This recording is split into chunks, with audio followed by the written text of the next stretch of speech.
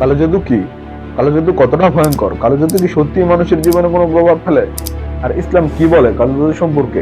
তো চলুন শুরু করা যাক। কালো জাদু বা ব্ল্যাক ম্যাজিক এমন একটি জিনিস যা মানুষের শারীরিক এবং মানসিক পরিবর্তন ঘটাতে পারে। পারিবারিক বিভিন্ন কারণে মানুষ কালো জাদুর সঙ্গে লিপ্ত হয়ে থাকে।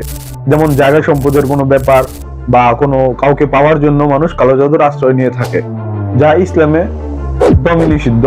নবী সাল্লাল্লাহু সাল্লাম বলেছেন, যারা কালো জাদু শিখে তোমরা তাদের থেকে বিরত থাকো।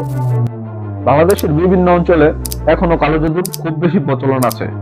আমাদের দেশে মানুষ তাদের নিজের ফ্যামিলি মেম্বারের উন্নতি এবং আশেপাশের মানুষের উন্নতি দেখেও নিজ স্বার্থ উদ্ধারের জন্য কালো জাদুতে লিপ্ত হয়ে থাকে। বিভিন্ন জিনিসের মাধ্যমে কালো জাদু করা হয়ে থাকে।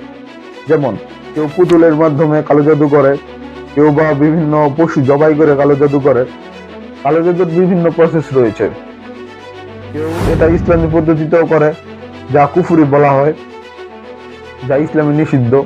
আবার কেউ শয়তানকে আহ্বান করে বিভিন্ন পশু বলি দিয়ে তান্ত্রিকরা ওরা এইসব কালো জাদু করে থাকে। কালো জাদু অত্যন্ত মারাত্মক একটা জিনিস, যা মানুষের সর্বস্ব ধ্বংস করে দিতে পারে।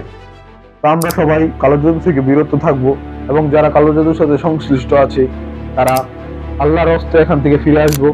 কারণ এটি কারোর জন্যই সুবিধাজনক না বা লাভজনক না। প্রাথমিক পর্যায়ে লাভ হলেও কিন্তু তা ধীরে ধীরে মানুষের সংসার পরিবার সব ধ্বংস করে দেয়।